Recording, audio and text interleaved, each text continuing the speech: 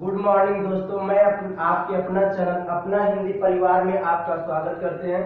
देखिए, यहाँ पे आप इंग्लिश की क्लास को पढ़ रहे हो ना। इंग्लिश की क्लास जो ये स्पेशल चलाई जा रही है आपकी नेपाल के लिए और यूपीएसआई के लोगों के लिए चलाई जा रही है। ध्यान से देखिएगा, जो ये हिंदी की क्लास होगी, कहने का मतलब नेपाल के लिए नहीं, बाकी अन्य जो एग्जाम होते होंगे सारे एग्जाम के लिए आपके लिए इम्पोर्टेंट है। तो यहाँ पे हम लोग स्टार्ट किए हुए थे कि फर्स्ट वीडियो में आपको बताया गया होगा कि हिंदी का परिचय कराया गया था। कल आप लोगों ने पढ़ा होगा वर्णमाला के बारे में। वर्णमाला के बाद आपको बताया गया होगा, वर्णमाला आपने पढ़ा। वर्णमाला के बाद हमने आपको पढ़ाया था वर्णमाला में कि वर्णमाला के मुख्यतः दो भाग होते हैं। एक आपका स्वर होता है, व्यंजन होता है, और तीसरा पार्ट भी पढ़ना जिसे हम लोग आयोगवाह कहते हैं ना। इतना हम लोग पढ़ लिए थे। तो जो लोग इस चैनल को सब्सक्राइब ना किए हो, इसको सब्सक्राइब कीजिए, ज्यादा से ज्यादा लोग इसको शेयर कीजिए ना, ताकि आपको वीडियो प्रतिदिन मिलता रहे। जो बच्चे घर में बैठे होंगे सोचते होंगे कि पढ़ाई क्या करें, अगर आप कभी कोई भी यूट्यूबर का चैनल खोलिए तो उस चैनल में अगर आप देखोगे तो हमेशा 3000 4000 बच्चे पढ़ते रहते हैं। आप अपने मन में सोचा करो कि हम घर पे बैठे हुए हैं और शायद आपका कंपटीशन उन 3-4 हजार के साथ भी है जो पर डे पढ़ते हैं। इसलिए घर पे बैठिए मत, पर डे आप लोग अपनी पढ़ाई को जारी रखिए।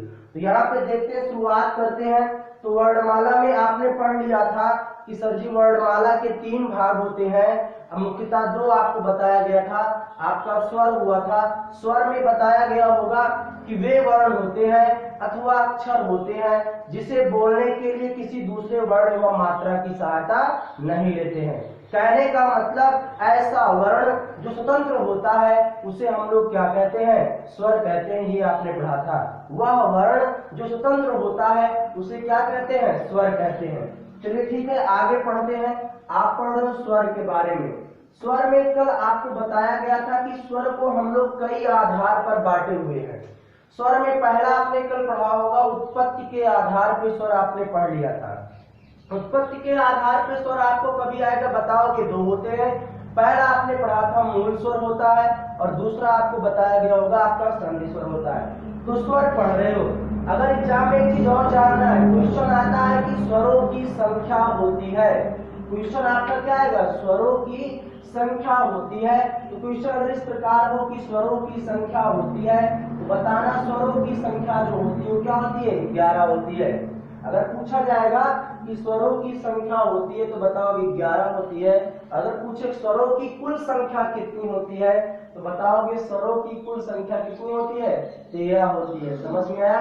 ध्यान देना, स्वरों की संख्या कितनी हो गई? 11, और स्वरों की संख्या कितनी हो गई? कुल संख्या 13, या लेखन के आधार पे 13। तो आज हम लोग बात करेंगे उच्चारण के आधार पे स्वर। यहाँ पे पढ़ना है उच्चारण के आधार पर स्वर। उच्चारण के आधार पर कौन कौन से स्वर होते हैं ये हम लोगों को जानना है, समझना है। थोड़ा समझ लेना। उच्चारण के आधार पर स्वर।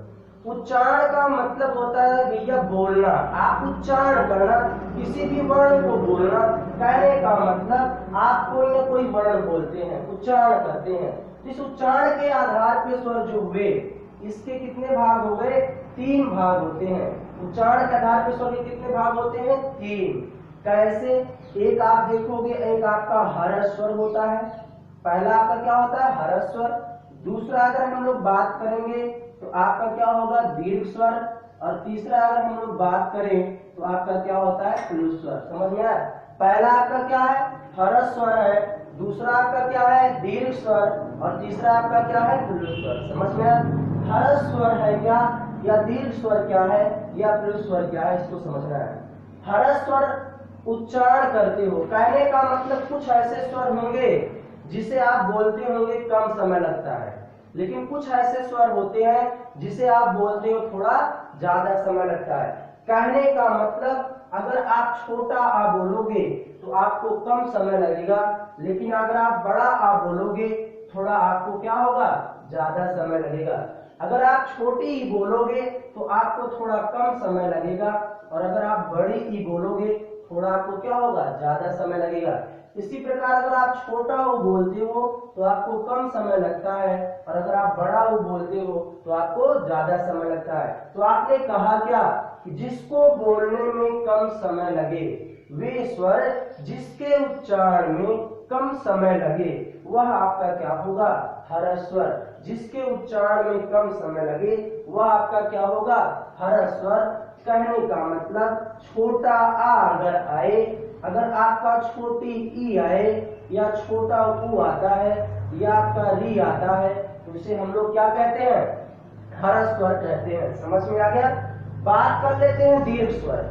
दीर्घ स्वर आपने कहा कि सर जी छोटा आ छोटी छोटा ऊ को बोलने में कम समय लग रहा था, लेकिन अगर आप बड़ा आ बड़ी ई बड़ा ऊ को बोलोगे तो इसको बोलने में थोड़ा ज्यादा समय लगता है। तो ऐसा स्वर जिसे बोलने में थोड़ा ज्यादा समय लगेगा वह आपका क्या हो जाएगा, दीर्घ स्वर होता है। जिसको बोलने में थोड़ा ज्यादा समय लगेगा वह आपका दीर्घ स्वर होगा। कहने का मतलब बड़ा आ, दूसरा आपका बड़ी ई, तीसरा आपका बड़ा ऊ, चौथा आपका क्या होगा, ए होगा। अगर ए आए या आपका ओ आता है या आपका औ आता है तो उसे हम लोग क्या कहते हैं, दीर्घ स्वर। समझ में आ गया। अगला सबसे आपका लास्ट बात करना है फ्लो स्वर। ये आपके एग्जाम में पहचानने के लिए आता है तो इसको ध्यान से समझना है। तो आपने कहा जिसे बोलने में कम समय लग रहा है वो आपका ह्रस्वर, और जिसे बोलने में आपका ज्यादा समय थोड़ा लगता है वो आपका दीर्घ स्वर, और जिसे बोलने में इस दीर्घ स्वर से भी ज्यादा समय लगे, इस दीर्घ स्वर से भी ज्यादा समय लगे वह आपका क्या हो जाएगा, प्लुत स्वर होता है।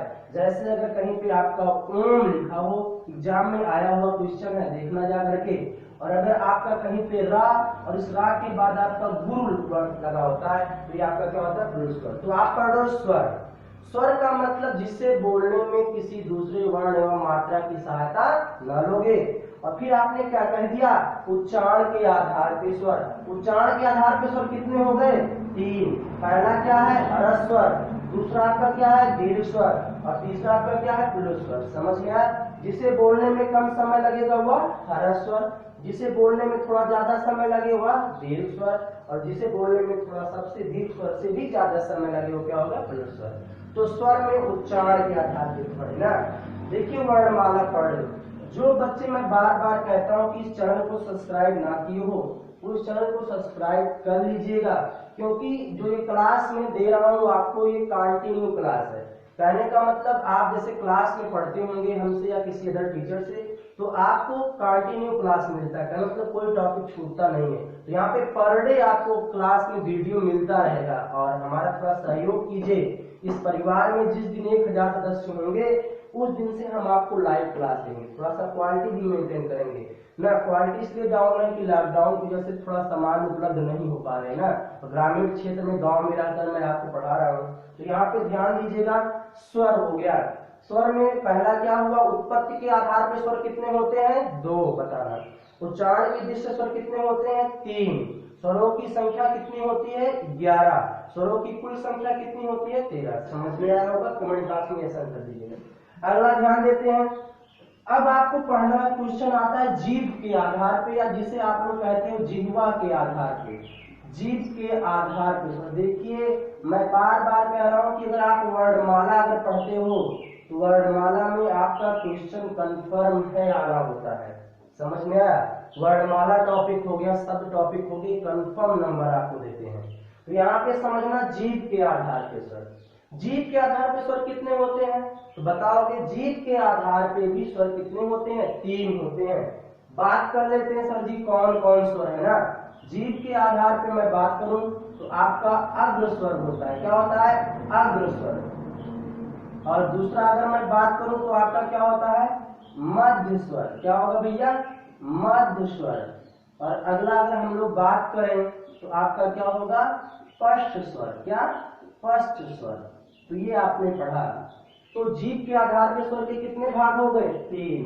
पहला आपका क्या है, अग्र स्वर, दूसरा आपका क्या है, मध्य स्वर, और तीसरा आपका क्या है, स्पष्ट स्वर।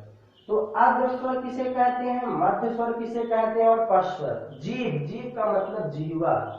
थोड़ा समझना यहाँ पे। कहने का मतलब कुछ ऐसे स्वर होंगे जिसे आप बोलोगे तो जीवा के अग्र माने आगे भाग पे जोड़ देते। देखिए परिभाषा इसका नहीं था, पहचानने के लिए आता है, समझा रहा हूं आपको। कुछ ऐसे स्वर होते हैं जिसे आप बोलते हो तो जीवा के आगे वाले भाग पे आप जोड़ देते हो ना। और कुछ ऐसे स्वर होते हैं जिसे बोलते हो जीवा के मध्य भाग पे जोड़ दिया जाता है, जैसे केंद्रीय स्वर भी कहते हैं। मध्य स्वर को क्या कहते हो? केंद्रीय स्वर। और पश्च स्वर का मतलब कुछ ऐसे स्वर होते हैं जिसे बोलते हो तो आपके पिछले वाले भाग पे जोड़ देते हो। समझ में आया?